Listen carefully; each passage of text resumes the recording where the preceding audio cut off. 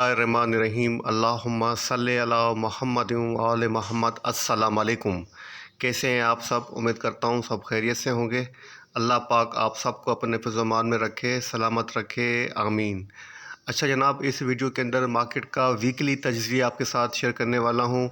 इस वीडियो के अंदर हम चेक करेंगे कि मार्केट की इस करंट वीक के अंदर क्या पोजीशन रह सकती है और किन स्टॉक्स ने परफॉर्म किया है, किन स्टॉक को परफॉर्म करना चाहिए। थोड़ी सी आपके साथ एक लेटेस्ट न्यूज़ अपडेट भी शेयर करूँगा, तो वीडियो को स्टार्ट से एंड तक देखिएगा ताकि मार्केट का ट्रेंड आपको समझ में आ सके। तो बिना देर किए बात करते हैं जनाब KSE 100 ने इसके वीकली चार्ट की। तो टेक्निकली वीकली चार्ट के ऊपर इंडेक्स ने अपनी जो क्लोजिंग एज जस्ट की है, नेगेटिव क्लोजिंग एज जस्ट की है। 71,902 के ऊपर अपनी क्लोजिंग एज जस्ट की है। बेसिकली जनाब ये वीक जो रहा है वो हाईली वोलेटाइल रहा है, काफ़ी अप्स एंड डाउन्स देखे गए। इंडेक्स ने अपना जो लो पोस्ट किया है 70,562 का किया है, अपना जो हाई पोस्ट किया है 73,300 का किया है। Throughout the week index की पोजीशन नेगेटिव रही है, लेकिन जस्ट सिंगल सेशन के अंदर मतलब लास्ट सेशन के अंदर फ्राइडे को अच्छी रिकवरी देखी गई है। तकरीबन इंडेक्स ने 1400 से लेकर 1500 पॉइंट गेन किए हैं। अगर हम बात करें जनाब टेक्निकल इंडिकेटर के बाद हम सपोर्ट और रेजिस्टेंस की, तो जाहिर सी बात है इंडेक्स नया हाई पोस्ट के तौर नज़र आ रहा है। तो इंडेक्स के पास शॉर्ट टर्म की जो रेजिस्टेंस बनेगी वो 73,300 की बनेगी, और इंडेक्स के पास जो कैंडलस्टिक के हिसाब से सपोर्ट बनेगी वो वही बनेगी जनाब जहाँ से इंडेक्स रिबाउंड हुआ है, वो है 70,562 की। अच्छा, अगर इंडेक्स 73,300 को सस्टेन कर जाता है तो इसके बाद कौन सी रेजिस्टेंस बनेगी, तो उसको चेक करने के लिए यहाँ पर हम फिबोनाची की हेल्प ले लेते हैं। जनाब अगर इंडेक्स 73,300 को सस्टेन कर जाता है, उसके अबाव अपनी क्लोजिंग एडजस्ट कर जाता है, फिर जनाब चांसेस बन जाते हैं 80,814 के। ये आपके साथ पहले ही मैं आपके साथ शेयर कर चुका हूँ एक लेवल 80,814 का। अगर इंडेक्स 73,300 को सस्टेन करता है तो फिर चांसेस बनते हैं 80,814 के। लेकिन फ़िलहाल जो आपके पास रेजिस्टेंस रहेगी मेजर वो रही रहेगी 73,300 की, इंडेक्स का प्रीवियस हाई। अगर जनाब इंडेक्स स्टॉप एंड रिवर्स होता है और पीछे आने की कोशिश करता है, तो फिर जनाब आपके पास जो नेक्स्ट सपोर्ट बनती है वो बनती है 67,093 की। अगर ये करेक्शन वीकली चार्ट के ऊपर कंटिन्यू रहती है, क्योंकि डेली चार्ट के ऊपर तो ये करेक्शन कंप्लीट होती हुई नज़र आ रही है, लेकिन अगर वीकली चार्ट के ऊपर अभी तक यहाँ पर हमें कोई इतनी बड़ी करेक्शन नज़र नहीं आई है। अगर हम बात करें तकरीबन जनाब 6 हफ्तों बाद हमें जो है एक नेगेटिव वीक देखा गया है। अगर इंडेक्स की ना पोजीशन डाउनवर्ड की तरफ रहती है तो फिर इंडेक्स 67,093 तक की भी करेक्शन ले सकता है वीकली चार्ट के ऊपर। अब देखना होगा कि ये करंट वीक किस तरीके से क्लोज होता है। अगर ये वीक पॉजिटिव क्लोज होता है, 73,300 से अबाव क्लोज होता है, तो फिर चांसेस 80,000 के बन जाएंगे। लेकिन अगर ऐसा नहीं होता है तो फिर जनाब आपको 67,000 तक के लिए भी तैयार रहना चाहिए, क्योंकि मार्केट के अंदर सिर्फ अच्छा नहीं सोचे, मार्केट के अंदर आपको नेगेटिव पॉइंट्स भी आपको सोचने चाहिए और जो मार्केट के मनफी असरात हैं वो भी माइंड में रखने चाहिए। अगर हम बात करें जनाब मार्केट के RSI की, वीकली RSI जनाब 73 के ऊपर स्टैंड है, और यहाँ पे आप खुद चेक कर सकते हैं कि RSI की जो डाइवर्जेंसी थी जनाब वो अपवार्ड को फेवर नहीं कर रही हैं। अगेन आपको रिपीट करवा देता हूँ कि RSI की जो डाइवर्जेंसीज हैं वो अपवार्ड को फेवर नहीं कर रही हैं। यहाँ पे मैंने कर्सर रखा है, थोड़ा सा अगर आप फोकस करेंगे तो यहाँ पे आपको समझ में आएगा कि ना जब RSI जो थी वो अपवार्ड की तरफ थी तो इंडेक्स भी अपवार्ड की तरफ था, लेकिन इस बार ऐसा नहीं हुआ है। और यहाँ पे आप खुद चेक करें कि जनाब आपका जो इंडेक्स है वो अपवार्ड की तरफ है, लेकिन RSI की जो डाइवर्जेंसीज हैं वो डाउनवर्ड की तरफ हैं। मतलब RSI जो है अपवार्ड के ट्रेंड को फेवर नहीं कर रही है। ठीक है जनाब, ये भी एक इंडिकेशन होती है हिडन डाइवर्जेंसीज की, जो कि आपको नेगेटिविटी को इंडिकेट करती हैं। आप कहते हैं मैं आपको हाईलाइट करके दिखा देता हूँ। तो जनाब छोटी सी एक ट्रेंड लाइन मैंने ड्रॉ की है आप लोगों को समझाने के लिए। यहाँ पे आप चेक कर सकते हैं कि आपको कैंडलस्टिक चार्ट के ऊपर अपवार्ड नज़र आ रहा होगा, और जो डाउन ट्रेंड लाइन की पोजीशन है वो अपवार्ड की तरफ जाती नज़र आ रही होगी, मतलब अप तरफ जो सेलेक्ट करती नज़र आ रही होगी। अगर हम RSI के अंदर ट्रेंड लाइन को जब ड्रॉ कर रहे हैं तो आप देख सकते हैं कि इसकी जो मूव है वो डाउनवर्ड की तरफ हमें नज़र आ रही है, मतलब RSI डाउनवर्ड की तरफ जा रही है और आपका जो कैंडलस्टिक पैटर्न चार्ट है वो अपवार्ड की तरफ जा रहा है। तो मतलब दोनों चीज़ें मैच नहीं कर रही हैं, तो ये चीज़ आपको समझाने की कोशिश की है।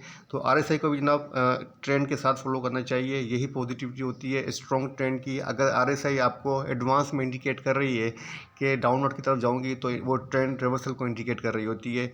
तो यहाँ पर थोड़ी सी आपको एहतियात करनी चाहिए, क्योंकि मार्केट है, अगर मार्केट के अंदर आप एहतियात नहीं करेंगे तो फिर जाहिर सी बात है आपके अकाउंट काफ़ी ज़्यादा लॉस के अंदर चले जाते हैं। तो थोड़ा सा ख्याल कर लें और वेट करें कि ये वीकली क्लोजिंग कैसी होती है। अगर ये वीकली क्लोजिंग नेगेटिव होती है तो फिर जनाब मार्केट के लिए एक अच्छा साइन ही होगा। लेकिन अगर ये वीकली क्लोजिंग पॉजिटिव हो जाती है तो फिर जनाब इंशाल्लाह ताला मार्केट के चांस जो है वो ऊपर जाने के ज़्यादा हो जाएंगे। इसलिए थोड़ा सा केयर करें। तो मैं ये कह रहा हूँ काशिश अप्रोच जो है वो अडॉप्ट की जाए, यही बेहतर रहेगा। अच्छा जनाब, फॉरेन इन्वेस्टर्स की पोर्टफोलियो की पोजीशन चेक कर लेते हैं। जनाब पोर्टफोलियो के अंदर हमें जो नज़र आ रही है वीकली पोजीशन, वो बाइंग के ऊपर नज़र आ रही है। 8.04 USD मिलियन की नेट इनकी बाइंग नज़र आ रही है फॉरेन इन्वेस्टर्स की। सबसे अच्छी बाइंग की जनाब फॉरेन कारपोरेट्स ने 5.84 की, और ओवरसीज़ पाकिस्तानी ने बाइंग की है 2.23 मिलियंस की। अगर बात की जाए जनाब सेक्टर वाइज पोजीशन चेक करें, जनाब फॉरेन लोकल पर्सन की इन्वेस्टर्स की जो पोजीशन बन रही है, सबसे अच्छी बाइंग वो नज़र आ रही है जनाब यहाँ पे बैंक्स के अंदर 2.32 मिलियंस की। उसके अलावा जनाब अच्छी बाइंग फर्टिलाइजर सेक्टर के अंदर भी नज़र आ रही है 3.34 मिलियंस की। इसके अलावा जनाब ऑयल एंड गैस कारपोरेट के अंदर भी बाइंग करते हुए नज़र आ रहे हैं 1 मिलियन की। और इसके बाद हम बात करें जनाब फॉरेन कारपोरेट्स की, जो कि मेन बायर रहा है फॉरेन इन्वेस्टर पोर्टफोलियो के अंदर, इसकी जनाब सबसे अच्छी बाइंग नज़र आ रही है 2.71 मिलियंस की। वो फर्टिलाइजर सेक्टर के अंदर नज़र आ रही है। सेकंड नज़र पर जनाब बैंक्स के अंदर नज़र आ रही है 1.64 मिलियंस की। और इसके अलावा ऑयल एंड गैस एक्सप्लोर के अंदर भी बाइंग नज़र आ रही है, टेलीकॉम सेक्टर के अंदर भी नज़र आ रही है। मतलब अच्छी बाइंग करता हुआ नज़र आ रहा है आपका गोरा लोकल के लें या फॉरेन कारपोरेट्स के लें, दोनों की बाइंग ओवरसीज़ पाकिस्तानीज़ की और फॉरेन कारपोरेट्स की दोनों की बाइंग जनाब अच्छी नज़र आ रही है फर्टिलाइजर सेक्टर के अंदर। मेन बाइंग कर रहे हैं जनाब ये फर्टिलाइजर सेक्टर के अंदर, तो आपको फर्टिलाइजर सेक्टर के ऊपर नज़र रखनी चाहिए। अच्छा जनाब, अब बात करते हैं ख़बरों की और कुछ स्टॉक्स की। तो ख़बरों के साथ साथ आपके साथ टेक्निकल एनालिसिस भी शेयर करूंगा। हम बात करेंगे आज पीआई के ऊपर, क्योंकि काफ़ी ज़्यादा ख़बरों के अंदर इन्हें और इसकी प्राइवेटाइजेशन को लेके काफ़ी सारी न्यूज़ सरगर्म है। कभी इसकी प्राइवेटाइजेशन कंटिन्यू होती है, कभी स्टॉप हो जाती है। लेकिन सबसे बड़ी रुकावट जनाब इसकी प्राइवेटाइजेशन के अंदर वो है जनाब पाकिस्तान पीपल्स पार्टी, जो कि कंटिन्यू गवर्नमेंट से कह रही है कि इसको मुकम्मल प्राइवेटाइज नहीं किया जाए, इसको पब्लिक पार्टनरशिप के थ्रू जो है वो प्राइवेटाइज किया जाए और उसके थ्रू इसका जो है वो प्राइवेटाइजेशन का जो अमल है उसको जारी किया जाए। तो यहाँ पे जो लेटेस्ट अपडेट आपके साथ शेयर कर देता हूँ न्यूज़ की। PIA privatization advances at CCP approves restructuring scheme. अच्छा, पीआईए की जो रीस्ट्रक्चरिंग की स्कीम है वो सीसीपी ने अप्रूव कर ली है, तो इसकी जाहिर सी बात है एक पॉजिटिव साइन है। लेटेस्ट अपडेट है कल की 4 मई की। थोड़ा सा न्यूज़ को पढ़ लेते हैं। The privatisation process of Pakistan international airline corporation limited crossed another milestone as the Competition Commission of Pakistan (CCP) has given the green light to the scheme of arrangement। तो जनाब पॉजिटिव साइन रही है और इसकी जो रजिस्ट्रेशन शुरू की है, इसकी अप्रूवल हो चुकी है, तो जाहिर सी बात है पीआईए जो है एक नई उड़ान भर सकता है। तो पीआईए के ऊपर नज़र रखिएगा कि पीआईए जो है अगर आपको मिल जाता है, अगर आपको प्री ओपनिंग के अंदर ही बाइंग पोजीशन ले लें, क्योंकि हो सकता है कि अपर लॉक से ही स्टार्ट हो। अगर आपको मिल जाता है तो आपको इसके अंदर एंट्री करनी चाहिए, वेल एंड गुड होगा। अब थोड़ा सा जनाब इसकी टेक्निकल चार्ट के ऊपर पोजीशन चेक कर लेते हैं कि टेक्निकल चार्ट के ऊपर इसकी क्या पोजीशन है।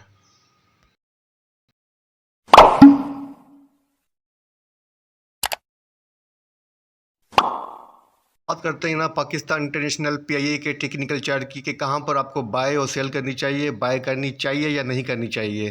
तो जनाब टेक्निकल चार्ट के ऊपर जो पोजीशन है वो बाइंग को इंडिकेट कर रही है। सबसे पहले बात करते हैं हमेशा कैंडलस्टिक पैटर्न की, क्योंकि कैंडलस्टिक पैटर्न जो होता है ना वो मार्केट का पूरा मैप होता है, और जो सुबह से लेकर शाम तक मार्केट के अंदर जो बायर्स की और सेलर्स की पोजीशन होती है वो आपको टेक्निकल इंडिकेटर्स के ऊपर या टेक्निकल कैंडलस्टिक के ऊपर जो होती है वो आपको शो हो जाती है। कैंडलस्टिक का डेटा आपको इंडिकेट कर देता है कि सारे दिन के अंदर थ्रू आउट द डे के बायर सेलर्स की क्या साइकोलॉजी रही है। तो जनाब इसके अंदर जो पैटर्न बना है वो बना है हरामी बुलिश पैटर्न बना है, और इस पैटर्न की जनाब जो रिलायबिलिटी होती है हमेशा स्ट्रॉन्ग होती है। अगर ये बॉटम के पास बन रहा है, बॉटम का मतलब ये होता है कि अपने स्विंग बॉटम के पास भी बन सकता है, क्योंकि यहाँ पे आप देखें कि लास्ट प्राइस जो थी वो 28.31 थी, यहीं से प्राइस ड्रॉप हुई है और यहाँ पे जनाब इसने लो पोस्ट किया है 24.22। तो ये इसका स्विंग बॉटम बनेगा। तो अपने बॉटम के पास कैंडलस्टिक पैटर्न का हरामी बुलिश का अपेयर होना बाइंग को फेवर कर रहा है। अगर हम बात करें ना उसके पास सपोर्ट की, रेजिस्टेंस की, तो शॉर्ट टर्म की इसके पास जो रेजिस्टेंस बनती है ना वो यहाँ बनती बनती है एक छोटी सी, जो कि 24 रुपीज़ 90 पैसा की है, जिसको इसने टेस्ट किया है लेकिन मैनेज नहीं किया है। तो अगर सपोर्ट की बात की जाए अच्छी सपोर्ट की, तो जनाब वो बनती है 23 रुपीज़ 33 पैसा की। अगर मैं रेजिस्टेंस की बात करूँ जनाब, रेजिस्टेंस डायरेक्ट बनती है इसके बाद अच्छी रेजिस्टेंस 28 रुपीज़ 31 पैसा की। न्यूज़ आपके साथ शेयर कर चुका हूँ कि इसकी रीस्ट्रक्चरिंग जो है वो अप्रूव हो चुकी है, इसके लिए पॉजिटिव ट्रिगर है। अगर हम कैंडलस्टिक पैटर्न की बात करें तो वो भी बाइंग को फेवर कर रहा है। तो मेरे हिसाब से आप करंट प्राइस के ऊपर ही हाफ बाय कर लें और एंट्री करें। हाफ बाय आप करें जनाब सपोर्ट के ऊपर, सपोर्ट के लिए आप बाइंग का स्पेस रखें। ऐसा ना हो कि आपको 5000 बाय करने हैं तो आप 5000 करंट प्राइस के ऊपर बाय करें, ये स्ट्रेटेजी फॉलो नहीं करनी है।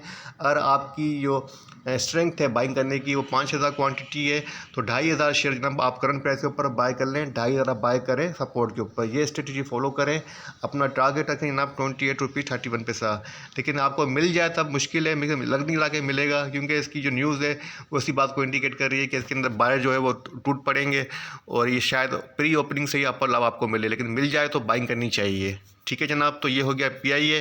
अब बात करते हैं सेकंड स्टॉक की, क्योंकि आपके साथ में इन्वेस्टर्स का पोर्टफोलियो शेयर कर चुका हूं, जिसमें फॉरेन इन्वेस्टर की जो नेट पोजीशन है वो अच्छी खासी बाइंग है फर्टिलाइजर सेक्टर के अंदर। अब गोरा जनाब जब बाइंग करता है तो वो लोकल स्टॉक को बाइंग नहीं करता है। आप यूँ कहें कि वो किसी मतलब स्मॉल कैप के स्टॉक के अंदर बाइंग करेगा, वो हमेशा जनाब लार्ज कैप स्टॉक के अंदर काम करता है, ब्लू चिप स्टॉक के अंदर काम करता है। तो फर्टिलाइजर सेक्टर का मेन स्टॉक कौन सा है? एंग्रो कॉर्पोरेशन और ईफर्ट। तो हम बात करेंगे जनाब एंग्रो कॉर्पोरेशन के ऊपर। अच्छा जनाब, एंग्रो कॉर्पोरेशन का डेली चार्ट आपके सामने ओपन है। एंग्रो ने अपनी जो डेली क्लोजिंग एडजस्ट की है 365 के ऊपर पॉजिटिव क्लोजिंग दी है। कैंडलस्टिक पैटर्न की बात करूं तो जनाब यहाँ पर भी हरामी बुलिश पैटर्न बनता हुआ नजर आ रहा है, हरामी बुलिश अपेयर हो रहा है। अगर हम बात करें सपोर्ट की तो अच्छी सपोर्ट बनती है 361 रुपीज़ की। अगर रेजिस्टेंस की बात करूँ 377 की डेली चार्ट के ऊपर रेजिस्टेंस बनती है। इसके मेजर ट्रेंड की बात करें तो मेजर ट्रेंड आपके सामने है, आपको कंटिन्यू अपना हायर हाई पोस्ट करता हुआ नजर आ रहा है, कंटिन्यू अपना हायर हाई पोस्ट करता हुआ नजर आ रहा है, मतलब बुलिश ट्रेंड के अंदर है। और यहाँ पे इसने थोड़ी सी करेक्शन ली है, अपना जो स्विंग लो पोस्ट किया है वो किया जनाब 354 के राउंड, यहीं से जनाब ट्रेंड रिबाउंड भी हुआ है। तो सपोर्ट के ऊपर बाइंग की जा सकती है, अच्छी सपोर्ट लग रही है, मेजर सपोर्ट लग रही है 361 की, क्योंकि मल्टीपल टाइम ने इसने इस लेवल को, इस प्राइस को रेस्पेक्ट देते हुए यहीं से रिबाउंड हुआ है। तो 361 की प्राइस के ऊपर आप बाइंग पोजीशन ले सकते हैं, अपना टारगेट सेट कर सकते हैं 377 का। ठीक है जनाब, तो ये था पाकिस्तान स्टॉक एक्सचेंज का वीकली रिव्यू। 2 स्टॉक भी आपके साथ शेयर किए हैं, क्योंकि आप लोगों की रिक्वेस्ट थी कि डे ट्रेड के हिसाब से भी आपके साथ स्टॉक डिस्कस करूं। तो मैंने सबसे पहले जो आपको स्टॉक डिस्कस किया है PIA, तो आप एंग्रो के ऊपर PIA को प्रीफर दीजिएगा, क्योंकि न्यूज़ के साथ साथ टेक्निकल पोजीशन भी PIA की मुझे ज़्यादा अच्छी लग रही है। तो न्यूज़ को सामने रखते हुए PIA के अंदर पोजीशन लें तो यही बेहतर रहेगा। इसी के साथ इजाज़त दीजिए, अपना अपने प्यारों का बहुत बहुत ख्याल रखिएगा, मुझे अपनी दुआओं में रखिएगा। अल्लाह हाफ़िज़।